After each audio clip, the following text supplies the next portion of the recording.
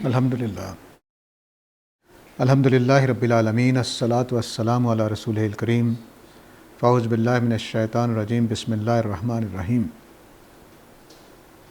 सूरह अल बकरा में 224 नंबर आयत हम आज शुरू करेंगे।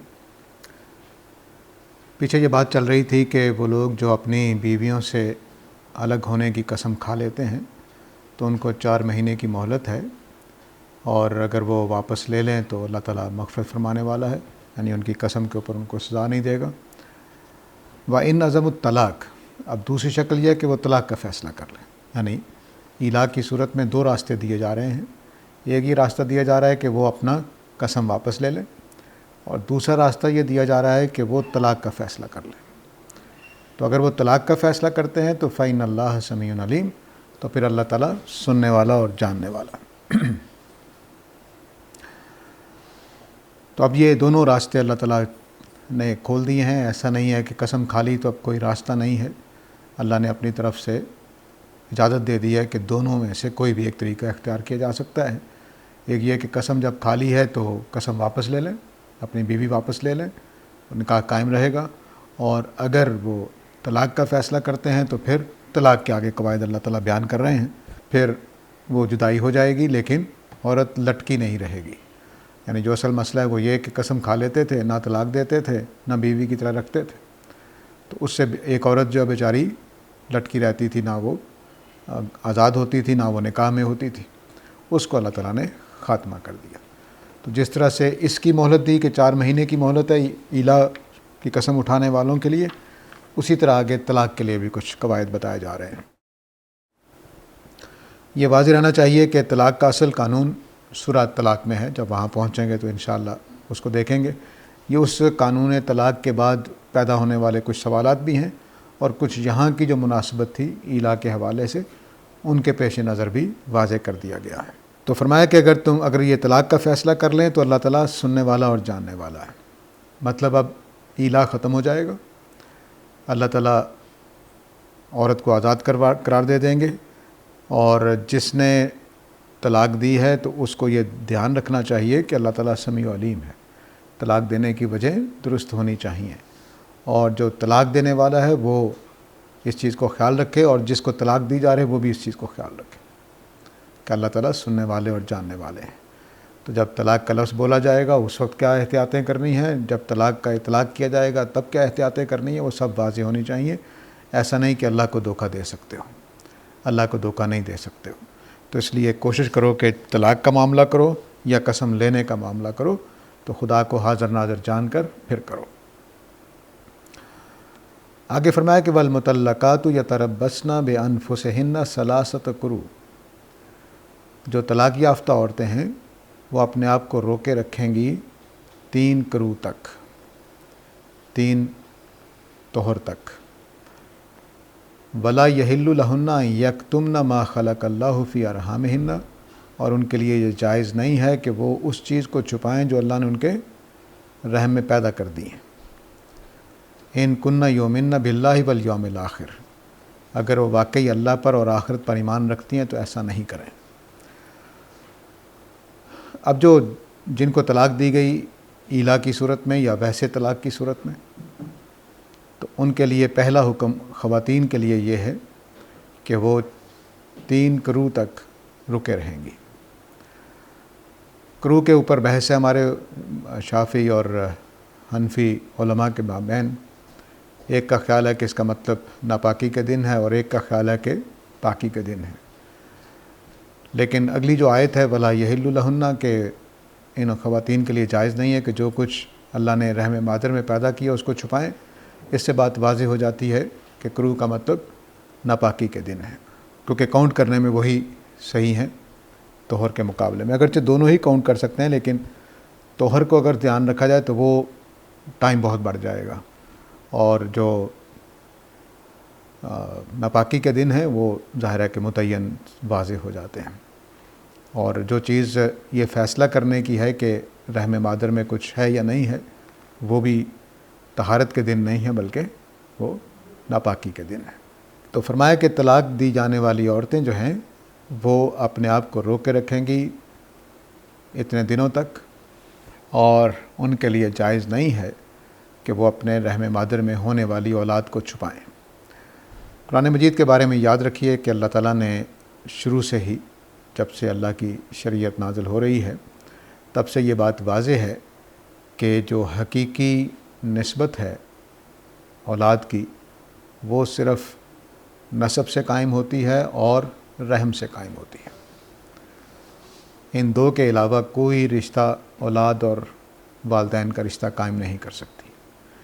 تیسری چیز جو اللہ تعالیٰ نے جائز رکھی ہے اس مسئلے میں، وہ رضاعت ہے، لیکن رضاعت کے حکم سارے وہ نہیں ہیں جو حقیقی اولاد کے ہیں، لیکن بہرحال رشتہ داری، نکاح وغیرہ کے معاملات میں وہی معاملات ہیں جو سگے ماں باپ کے ہیں، وہی رضائی ماں باپ کے ہیں۔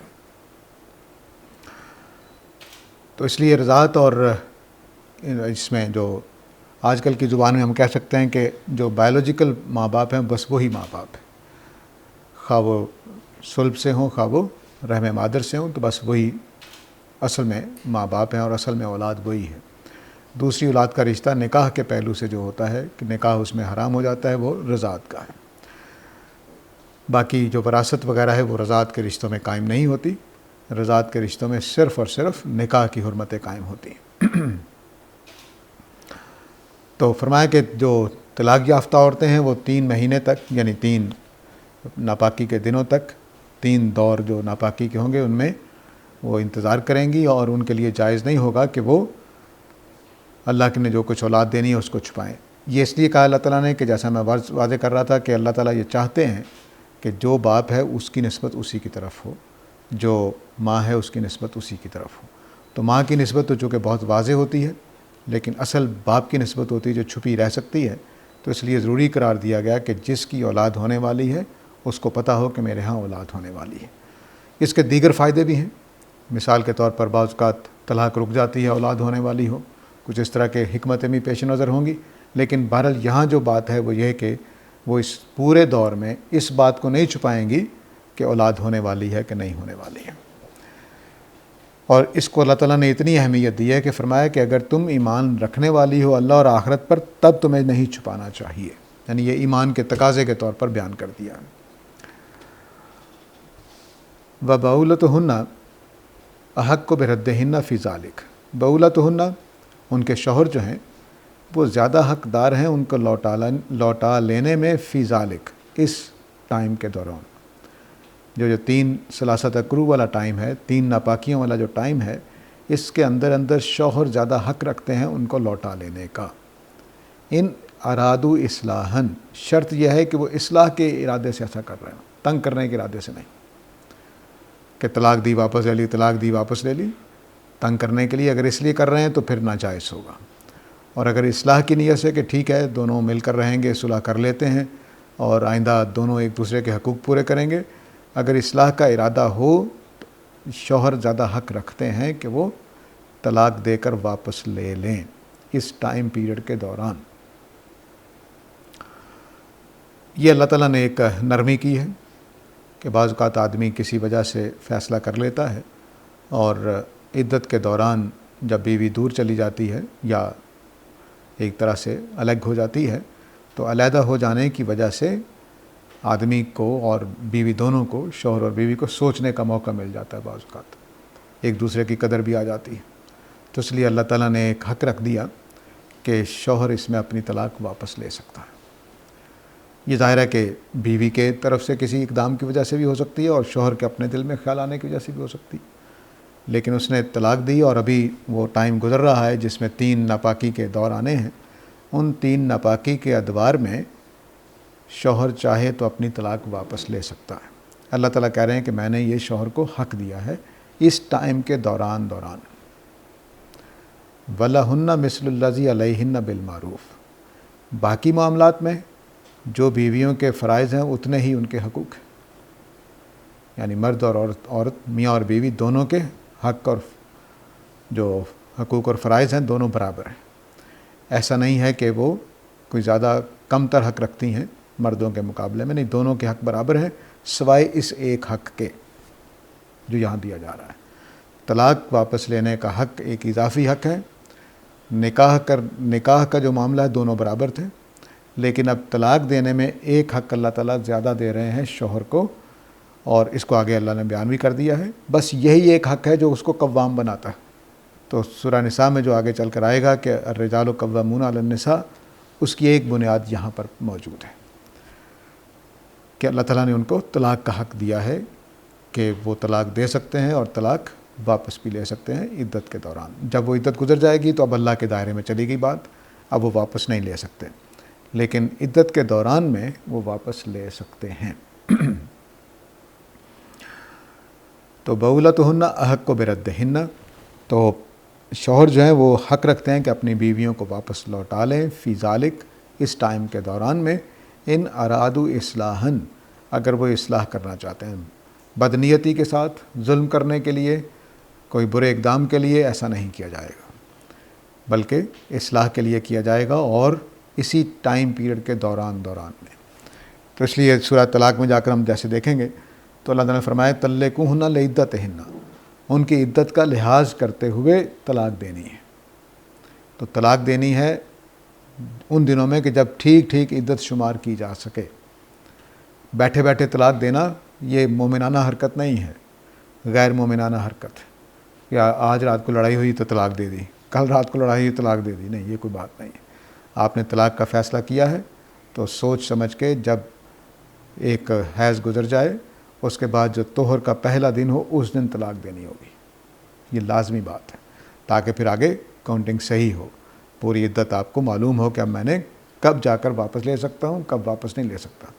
یہ کوئی طریقہ نہیں ہے کہ میں نے بیٹھے بیٹھے طلاق دے دی۔ میں جب لوگ میرے پاس آتے ہیں طلاق کے مسائل کو لے کر تو میں ان کو کہتا ہوں غصے میں طلاق نہیں دی جاتی، تو کہتے ہیں اور محبت سے دی جاتی ہے، تو میں کہتا ہوں ہاں، سوچ سمجھ کر ٹھنڈے طریقے سے طلاق دی جاتی ہے۔ بندہ مومن جذباتی انسان نہیں ہوتا، وہ خدا کا بندہ ہوتا ہے، اس کا معاملہ خدا کی ایک بندی کے ساتھ ہے، اس کے کچھ حقوق ہیں، کچھ فرائض ہیں، وہ نبی کریم صلی اللہ علیہ وسلم کے الفاظ میں مکہ معظمہ اور خانہ کعبہ کی طرح مقدس ہوتی ہے، اس کو آپ زخم نہیں پہنچا سکتے، اس کے ساتھ آپ ظلم نہیں کر سکتے ہیں۔ اگر آپ اپنی بیوی کے ساتھ ظلم کریں گے تو کل قیامت والے دن پوچھے جائیں گے۔ نبی کریم صلی اللہ علیہ وسلم نے حجۃ الوداع کے موقع پر فرمایا کہ بتاؤ یہ کون سا مہینہ ہے؟ مسلمانوں نے کہا یہ حج کا مہینہ ہے۔ آپ نے فرمایا یہ کون سا شہر ہے؟ انہوں نے کہا مکہ معظمہ ہے۔ آپ نے فرمایا یہ کون سا دن ہے؟ انہوں نے کہا یہ حج کا دن ہے۔ تو آپ نے فرمایا جو ان تینوں کی عزت احترام ہے وہی ہر مسلمان کے جان، مال اور آبرو کی۔ تو اگر کوئی مکہ معظمہ کو گالی نہیں دے سکتا تو اپنے کسی دوست انسان کو، اپنی بیوی کو بھی گالی نہیں دے سکتا۔ اگر کوئی مکہ معظمہ کو منہدم نہیں کر سکتا تو اپنے بیوی کو اور اپنے دوستوں کو اور اپنے بہن بھائیوں کو بھی چوٹ نہیں پہنچا سکتا۔ یہ مقام ہے انسانوں کا، اور یہی مقام ہے بیوی کا، یہی مقام ہے سسرال کا، یہی مقام ہے میکے کا، کوئی فرق نہیں۔ اور سچی بات یہ ہے کہ یہی مقام ہے دشمنوں کا بھی، دشمنوں کے ساتھ بھی ناانصافی نہیں کی جا سکتی۔ قرآن مجید اتنا سخت ہے کافروں کے بارے میں، لیکن کہا کہ جب کوئی کلمہ پڑھ دے، اسلام پھیر دے تو تلوار واپس لے لو، مار نہیں سکتے تم، ناانصافی ہو جائے گی۔ اور پھر تو سورہ توبہ میں جا کر کہتے ہیں کہ اگر کوئی تم سے پناہ لے اور کہے کہ میں نے، مجھ تک تو بات پہنچی نہیں، تو اس کو پناہ دو۔ دشمن ہے سامنے، تلوار کے نیچے آ گیا ہوا، اور حضرت اسامہ کی تلوار کے نیچے ایک صاحب آ گئے تو انہوں نے کلمہ پڑھ دیا۔ حضرت اسامہ بن زید جو ہیں رضی اللہ تعالیٰ عنہ، تو انہوں نے خیال کیا کہ اس نے تلوار کے ڈر سے کلمہ پڑھا ہے، جان لے لی۔ لیکن سوال بھی دل میں اٹک گیا کہ پتہ نہیں میں نے صحیح کیا کہ نہیں کیا۔ تو جا کر نبی کریم صلی اللہ علیہ وسلم سے دریافت کیا کہ میں نے کیا کر بیٹھا ہوں، درست کیا؟ تو آپ نے فرمایا کہ افلا شککت قلبہ، تم نے اس کا سینہ چیر کر کیوں نہیں دیکھ لیا کہ سچ بول رہا ہے کہ جھوٹ بول رہا ہے؟ مطلب یہ تھا کہ تم نے غلط کیا، تم دل کیسے چیر کر دیکھ سکتے ہو؟ اس کے بعد حضرت اسامہ کہتے ہیں کہ میں اتنا پچھتایا کہ سوچ رہا تھا کہ کاش میں آج سے پہلے پیدا ہی نہ ہوا ہوتا اور یہ کام مجھ سے نہ ہوا ہوتا۔ تو انسان کا احترام بہت زیادہ ہے اسلام کے اندر. احترام آدمیت یہ اسلام کے اولین پیغامات میں سے ہیں. لیکن ہم اپنی بیویوں کے ساتھ اور بیویاں اپنے شوہروں کے ساتھ اور ہم اپنے ہمسایوں کے ساتھ اور ہمسائے اپنے عزیزوں کے ساتھ اور دوستوں کے ساتھ جو کچھ ہم کرتے ہیں وہ بالکل ناجائز. تو یہاں فرمایا کہ دیکھو اصلاح کا ارادہ ہوگا تو پھر طلاق واپس لو گے. ظلم کرنے کا، دکھ پہنچانے کا، ذلیل کرنے کا، تنگ کرنے کا اگر ارادہ ہے تو پھر ایسا نہیں کرو گے. قرآن مجید میں یہ جو جملہ ہے وَلَهُنَّ مِثْلُ الَّذِي عَلَيْهِنَّ بِالْمَعْرُوفِ، دستور کے مطابق جو ان کے حق ہیں وہی ان کے فرائض. اسلام میں دو چیزیں ہمیشہ یاد رکھیے. کچھ چیزیں ہوتی ہیں جو دین اور اخلاق کا تقاضا ہوتی ہیں. مثلا جو ابھی ہم طلاق کا کیس پڑھ رہے ہیں تو یہ دین نے شوہر کو حق دے دیا کہ وہ طلاق دے گا اور واپس بھی لے سکتا. یہ دینی چیز ہو گئی. اخلاق کا تقاضا ہے نارادو اصلاح، کہ اصلاح کے ارادے سے کریں گے تو ٹھیک ہے. لیکن کچھ چیزیں معروف کا حصہ بن جاتی ہیں، سوسائٹی کا چلن ہوتا ہے وہ. مثلا پاکستان، ہندوستان میں عام طور سے سوسائٹی کا چلن یہ ہے کہ عورتیں گھر سنبھالتی ہیں. یہ سوسائٹی کا چلن ہے، اس کو کوئی شرعی چیز نہیں کہنا چاہیے. تو بس ہماری سوسائٹی کا چلن ہے، کسی عورت کو نہیں پسند ہے تو ٹھیک ہے، لیکن عام طور سے ہم اس طرح سے گھروں میں رہتے ہیں تو یہ معروف ہوتا ہے. تو معروف میں پھر اگر کوئی چیز ظالمانہ ہو تو اس کو نکالی جائے گا، اس کو ختم کیا جائے گا، اس کو برداشت نہیں کیا جائے گا. تو اگر کسی عورت پر ظلم ہو رہا ہے تو اس کو درست کیا جائے گا.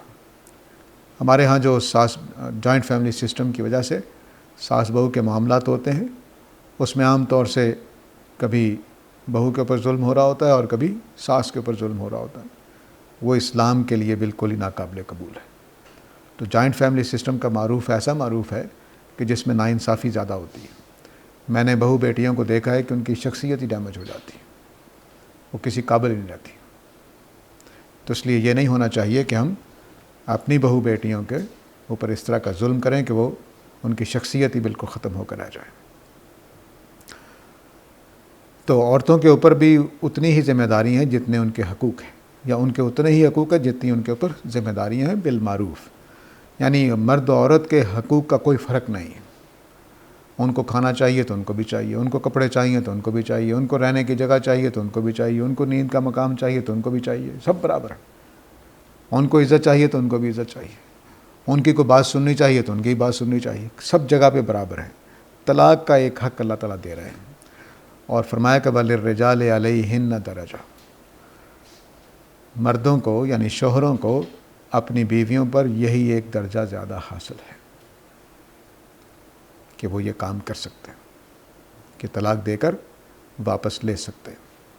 یہ اس میں بیویوں کو اللہ تعالیٰ نے حق نہیں دیا کہ طلاق دینے کے بعد عدت کے دوران وہ انکار کر سکیں. ٹھیک ہے، سوائے اس کے کہ وہ یہ ثابت کر دیں کہ بھئی یہ ظالمانہ فیصلہ. ٹھیک، پھر سوسائٹی آ جائے گی.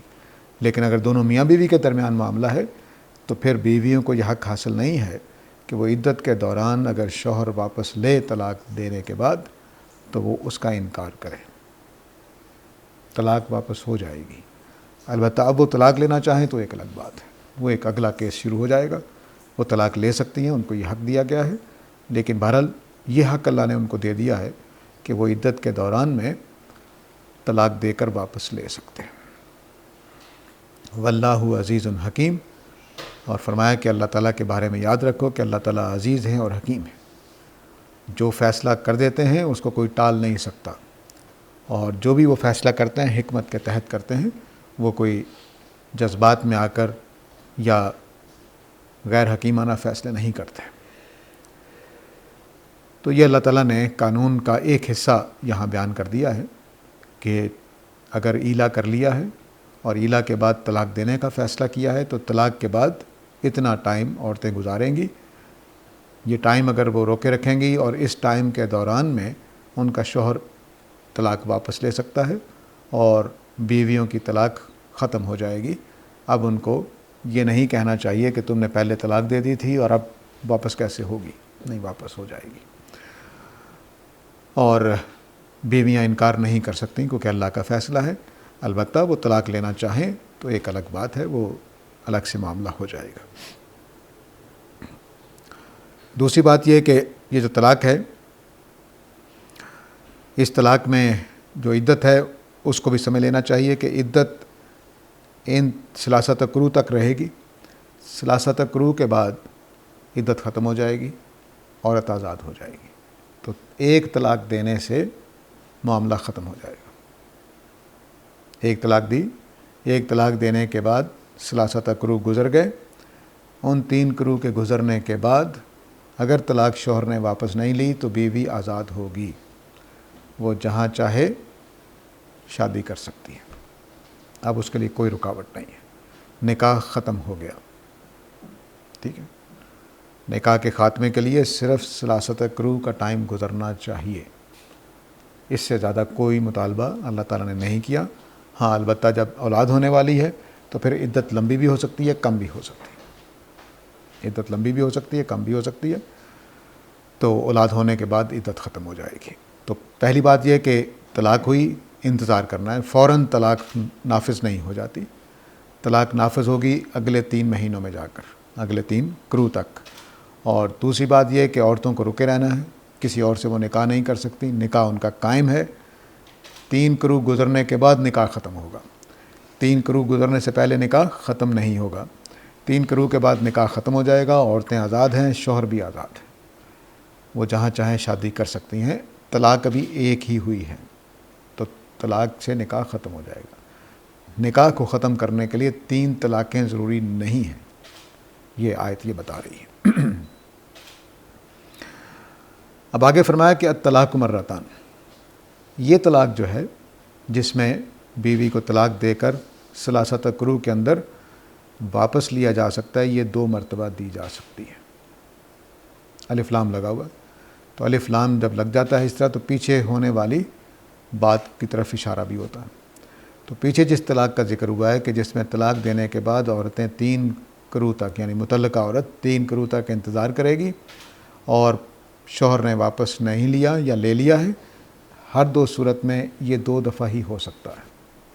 ایک بیوی کے لیے ایک نکاح کو ختم کرنے کے لیے یہ صرف 2 دفعہ ہو سکتا ہے کہ طلاق دی اور عدت کے دوران واپس لے لی. یہ طلاق صرف 2 دفعہ ہو سکتی ہے.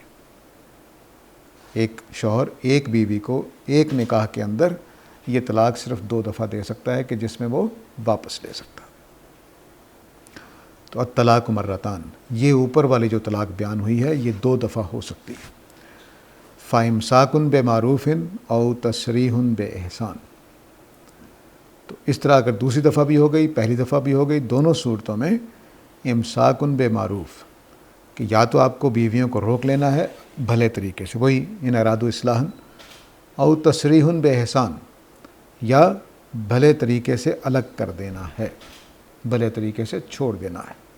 بس یہی 2 راستے ہو سکتے ہیں کہ 2 طلاقیں 2 دفعہ آپ کو یہ حق حاصل ہے. مثال کے طور پر ایک آدمی نے ایک عورت سے شادی کی ہے اور اس کو اب طلاق دی ہے. طلاق دی ہے تو اب یہ طلاق دینے کے بعد 3 ماہ تک وہ واپس لے لیتا ہے تو ٹھیک، نہیں لیتا تو وہ آزاد.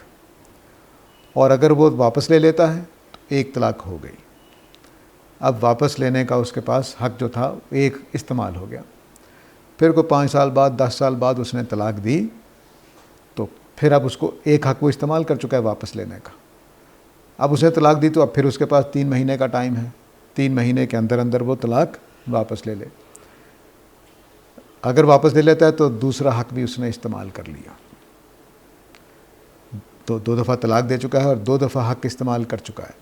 اب جب تیسری دفعہ طلاق دے گا، پھر اس نے 4-5 سال بعد، 2 سال، ہفتے بعد طلاق دے دی تو اب وہ یہ دونوں حق نہیں رکھتا کہ وہ واپس کرے، یہ اس کا حق نہیں ہے. ٹھیک ہے، مزید طلاق بھی نہیں دے سکے گا. تو جیسے ہی تیسری طلاق کے بعد اس کو واپس لینے کا حق ختم ہو گیا تو طلاق دینے کا بھی حق ختم ہو گیا. اب تیسری طلاق کے بعد وہ واپس نہیں لے سکتا، رجوع نہیں کر سکتا. ٹھیک ہے، تو یہ مطلب ہو گیا اسی آیت تک، الطلاق مرتان تک. اب جو ہے اگلا حکم شروع ہو رہا،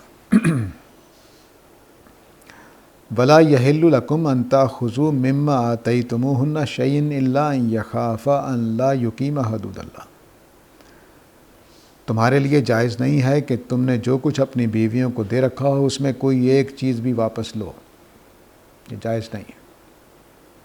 کروڑوں روپے دے دیے ہوئے ہیں، طلاق کے بعد آپ واپس نہیں لے سکتے، یہ بیوی کا حق ہے جو آپ اس کو دے چکے ہیں۔ یہ کہ آپ کا اور مشترکہ رہن سہن کا گھر ہے وہ مطلب نہیں ہے، جو آپ بیوی کو دے چکے ہیں، کوئی زیور دے چکے ہیں، کوئی تحفے دے چکے ہیں، کوئی گھر اس کے نام لگا چکے ہیں، کوئی فیکٹری اس کے گھر لگا چکے ہیں نام اس کے، واپس نہیں لے سکتے۔ وَلَا يَحِلُّ لَكُمْ أَن تَأْخُذُوا مِمَّا آتَيْتُمُوهُنَّ شَيْئًا، کوئی ایک چیز بھی واپس نہیں لے سکتے، سوائے اس شرط کے کہ إِلَّا أَن يَخَافَا أَن لَّا يُقِيمَا حُدُودَ اللَّهِ، کہ اگر وہ مثال کے طور پر شوہر نے فیکٹری نام لگا دی ہوئی جس سے اس کا بھی روزگار چلتا ہے، اب وہ طلاق دے گا تو بیوی لے جائے گی، بیوی لے جائے گی تو اس کی تو زندگی نہیں گزر سکتی، اور بیوی کے ساتھ وہ رہ نہیں سکتا، طلاق کی نوبت آ گئی ہوئی۔ تو اب ظاہر ہے کہ یہ حقوق پورے نہیں کرے گا۔ جب میاں بیوی کے درمیان حدود اللہ کی پیروی نہیں کر سکنے کا مطلب ہوتا ہے کہ میاں بیوی کے حقوق پورے نہیں کر رہی، بیوی میاں کے حقوق پورے نہیں کر رہی، لیکن نکاح جوڑ کے رکھا ہوا، لٹکے ہوئے ہیں دونوں۔ تو اگر اللہ کی حدود کی پاسداری نہیں ہو پا رہی تو پھر اللہ تعالیٰ کہتے ہیں کہ تم کوئی چیز واپس لے سکتے ہو، لیکن اس میں شرطیں لگا دی ہیں، میں آگے بیان کرتا ہوں۔ تو فرمایا کہ کوئی چیز نہیں لوگے سوائے اس کے کہ تم اس نتیجے پر پہنچو، دونوں میاں بیوی اس نتیجے پر پہنچو۔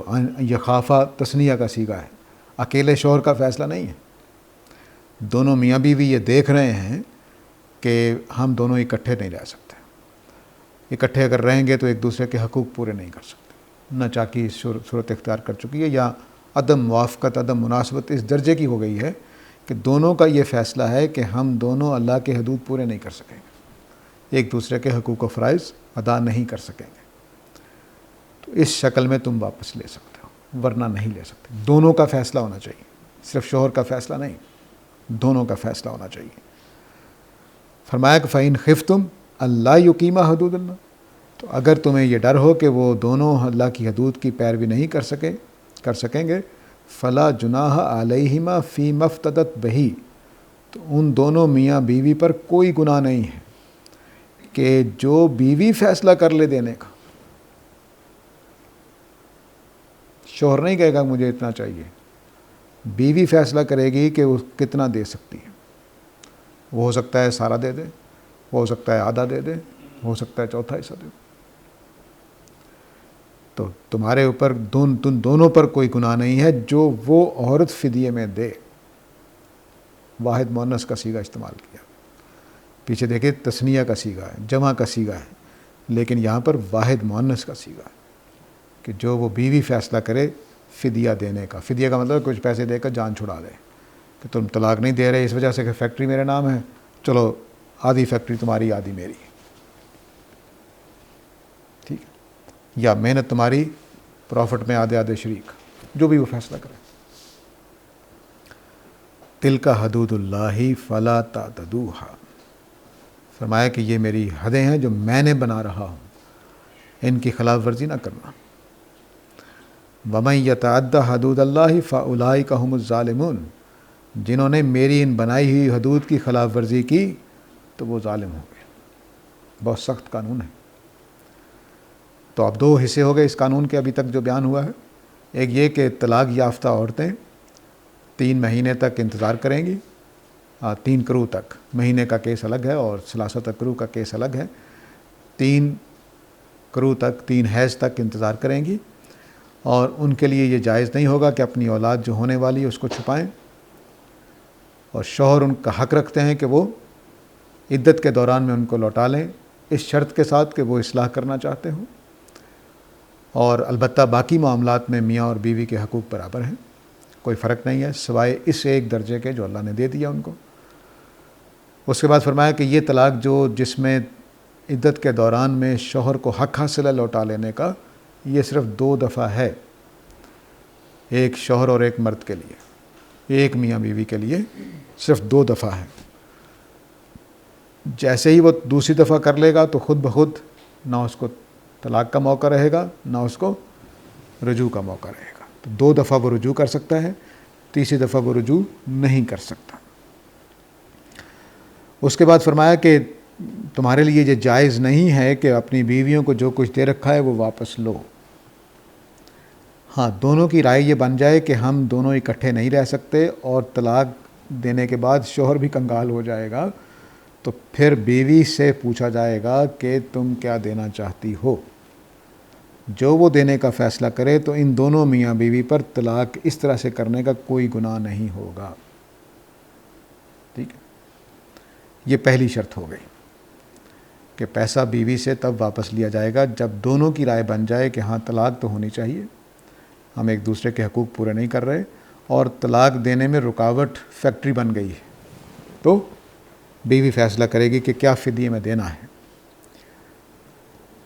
آگے فرمایا فَإِن طَلَّقَهَا، یہ آیت بہت مشکل ہے، یہاں مفسرین نے بہت اختلافات کیے ہیں، لیکن بہرحال 2 بڑی رائے ہیں، میں دونوں بیان کر دیتا ہوں اور پھر اپنی ترجیح بھی۔ فَإِن طَلَّقَهَا، تو اگر وہ اپنی بیوی کو طلاق دے دیتا ہے تو فَلَا تَحِلُّ لَهُ مِن بَعْدِ حَتَّى تُنكِحَ زَوْجًا غَيْرَهُ، تو پھر اس کے لیے جائز نہیں رہتی یہ عورت یہاں تک کہ وہ کسی اور شوہر سے شادی کر لے۔ ٹھیک ہے، فَإِن طَلَّقَهَا، پھر وہ شوہر بھی قدرتی طور پر اپنی مرضی سے، اپنی آزادی سے اس کو طلاق دے دے، فَلَا جُنَاحَ عَلَيْهِمَا أَن يَتَرَاجَعَا، تو پھر ان دونوں پر کوئی گناہ نہیں ہے کہ یہ دونوں باہمی مرضی سے لوٹا لیں، ایک طرف سے نہیں ہوگا، یہاں پر بھی دونوں کا صیغہ ہے۔ ان ظنا، اس شرط کے ساتھ کہ ان کو یہ یقین ہو کہ ان یقیم حدود اللہ، کہ وہ اللہ کی حدود کی پیروی کر سکیں گے۔ تلک حدود اللہ یبینھا لقوم یعلمون، یہ اللہ کی حدود ہے جو اپنی جاننے والوں کے لیے اللہ تعالیٰ بیان کر رہے ہیں۔ اب اس کی ایک ایک کر کے باتیں سمجھ لیجئے۔ یہ دوسرا ضابطہ ہے۔ پہلے تو یہ جان لیجئے کہ فَإِن طَلَّقَهَا کا ایک مطلب یہ لیا گیا ہے کہ یہ اوپر والے الطلاق مرتان والی بات پر عطف ہوا ہے کہ یہ طلاقیں 2 دفعہ ہیں، اگر جس نے 2 طلاقیں دے لی ہوں اور پھر وہ اپنی بیوی کو طلاق دے تو یہ تیسری طلاق کی بات ہو رہی ہے۔ ایک رائے کے مطابق یہ تیسری طلاق کی بات ہو رہی ہے، اور دوسری رائے کے مطابق یہ اس آدمی کی بات ہو رہی ہے جو پیسے لے کر طلاق دے رہا ہے۔ سمجھ گئے؟ جس نے بیوی کو طلاق اس لیے نہیں دے رہا تھا کہ اس کے پاس رقم تھی، اب وہ طلاق دے رہا ہے پیسے لینے کے بعد، تو اب یہ اس کے بارے میں بات ہو رہی ہے کہ اگر پیسے لینے والا آدمی طلاق دے گا تو اس کو یہ، ایک تو یہ ہے کہ پیسے جتنے بیوی دے گی وہ لے گا، اور دوسرا یہ کہ وہ دوسری شادی کے بغیر اس سے نکاح نہیں کر سکتا، دوبارہ واپسی نہیں ہو سکتی۔ تو میرے خیال میں بھی یہی رائے بہتر ہے، کلام کا بہاؤ بھی اسی کا تقاضا کرتا ہے، اور اس میں اللہ تعالیٰ نے صیغے بھی تبدیل کیے ہیں۔ تو فَإِن طَلَّقَهَا کا مطلب ہے کہ تمہارے لیے اس میں کوئی گناہ نہیں ہے کہ تم فدیہ دے کر طلاق دے دو، بیوی سے جو وہ دیتی ہے وہ لے لو۔ تو اب اگر اس شوہر نے، جس نے پیسے لے کر طلاق دی ہے، وہ طلاق دیتا ہے تو اس کے بعد یہ بیوی اس کے لیے حلال نہیں رہے گی یہاں تک کہ وہ دوسرے شوہر سے شادی نہ کر لے، اور پھر وہ اگر طلاق دے دے یا فوت ہو جائے تو پھر یہ دوبارہ رجوع کر سکتے ہیں۔ اب اس کیس میں بھی ہم اس کو قیاساً لے سکتے ہیں، 3 طلاقوں والے کیس میں بھی، کہ 3 طلاقوں والے کیس میں بھی یہ اس بات کا امکان ہے کہ ہم اس کو تیسری طلاق کے بعد واپس لے لیں۔ ٹھیک ہے، لیکن بہرحال یہاں جو کلام کا بہاؤ ہے، جس طرح سے کلام چل رہا ہے، اس میں یہی لگتا ہے کہ اس شخص کی بات ہو رہی ہے جس نے یہ پیسے واپس لیے ہیں، کیونکہ اس میں 2 کا صیغہ چلا تھا، 2 کے صیغے کے بعد فَإِن طَلَّقَهَا، تو انہی 2 کی طرف چل رہا ہے، پیچھے جمع کے صیغے میں کلام ہوا ہے، بَعُولَتُهُنَّ أَحَقُّ بِرَدِّهِنَّ، وہاں 2 کا کیس نہیں چل رہا ہے۔ یہاں آ کر دو انسانوں کا کیس چلا ہے تو اس میں سے ایک کو طلاقہ میں بیان کر دیا اور ایک کو ہاں میں بیان کر دیا. اس لیے یہ کلام علیہما کی طرف جا رہا ہے، نہ کہ للرجال علیہ، وہ جو اوپر تھا بولتہن احق بردہن، ان کی طرف نہیں جا رہا. اگر ان کی طرف جانا ہوتا تو پھر جمع کے صیغے میں بات ہونی چاہیے تھی، ہونا چاہیے فَإِن طَلِّقُوهُنَّ فَلَا تَحِلُّ لَهُنَّ، جو لہو وغیرہ کا صیغہ بدل جانا چاہیے تھا. تو یہ طلاق کا قانون ہے. اس طلاق کے قانون میں ابھی کچھ اور بحثیں باقی ہیں جو اللہ تعالیٰ بیان آگے کریں گے، لیکن ابھی تک جو نقطے ہیں وہ پہلی بات یہ ہے کہ یا تو اس کو تیسری طلاق کے ساتھ مانا گیا ہے کہ اوپر والی دو طلاقیں ہونے کے بعد پھر اگر وہ طلاق دے دے تو یہ کیس ہوگا. عام طور سے اس کو یہ ایسے سمجھا جاتا ہے، ہمارے پرانے فقہا نے بھی اس کو ایسے سمجھا ہے کہ 3 طلاقیں دے کر 2 طلاقیں دے دی، اب جب تیسری طلاق دے گا تو پھر یہ کام کرنا پڑے گا. چنانچہ ہمارے ہاں یہ ایک پورا قانون سا بن گیا ہوا ہے. دوسری رائے یہ ہے کہ اس کا تعلق 2 طلاقوں سے نہیں ہے بلکہ فدیے والی طلاق کے ساتھ ہے. ٹھیک ہے، اسی سے پھر ہمارے ہاں خلا کا بھی مضمون نکالا گیا. خلا ہمارے پاکستان میں قانون یہ ہے کہ بیوی طلاق لے گی تو اپنا حق مہر بھی واپس کر دے گی، وہ یہیں سے نکالا گیا. اور افسوس کی بات ہے کہ صیغوں کا خیال تک نہیں رکھا گیا. یہاں کہا گیا تھا کہ بیوی فیصلہ کرے گی کہ اس نے کیا دینا ہے، اور خلا کا کوئی تعلق ہی نہیں یہاں سے. خلا در حقیقت قرآن میں بیان ہی نہیں ہوا ہے. خلا قرآن میں بیان ہی نہیں ہوا ہے، طلاق ہی بیان ہوئی ہے. عورت طلاق لے سکتی ہے، اس میں کوئی شبہ نہیں، لیکن اس کا کوئی ضابطہ قرآن مجید میں نہیں ہے. سارے کے سارے ظالمانہ ضابطے ہم پاکستانیوں نے خود بنائے ہیں. خلا کا جو بھی معاملہ ہے کہ وہ حق مہر بھی واپس کر دے گی، سب کچھ واپس کر دے گی، یہ ظالمانہ غیر شرعی قانون ہے. تو یہ جو چیز ہے اس کو سامنے رکھنا چاہیے. تو ایسا نہیں ہونا چاہیے کہ ہم اپنی طرف سے ایک قانون خود بنائیں اور اس کو شریعت کا درجہ دے دیں. تو پاکستان میں جو خلا کا قانون ہے اس کو کوئی کل سیدھی نہیں ہے. بیویاں طلاق مانگیں گی، طلاق کی طرح ان کو طلاق دی جائے گی، ان سے کوئی چیز واپس نہیں لی جائے گی، سوائے اس کے کہ وہ اس عورت کا خلے کا کیس ہو کہ جس کے پاس شوہر کی بہت ساری جائیداد ہے، شوہر کنگال ہو جائے گا، اس کے اوپر ظلم وجود میں آئے گا، صرف وہ واپس لینے کا معاملہ کرے گا، لیکن وہ بھی بیوی فیصلہ کرے گی کہ وہ کتنا دے رہی ہے. ٹھیک ہو گیا جی. اس کے بعد اگلی بات یہ ہے کہ ہمارے ہاں جو حلالہ کا قانون بن گیا، یہ بھی غلط بات ہے. قرآن مجید نے یہ نہیں کہا تھا کہ تم ساز باز کر کے دوسرا نکاح کرو اور پھر طلاق لے کے آ جاؤ. یہ نہیں کہا اللہ تعالیٰ نے. وہ آزادی کے ساتھ نکاح ہوگا. وہ شوہر اپنی آزادی سے، اپنے ارادے سے، اپنے فیصلے سے طلاق دے گا تو پھر معاملہ ہوگا.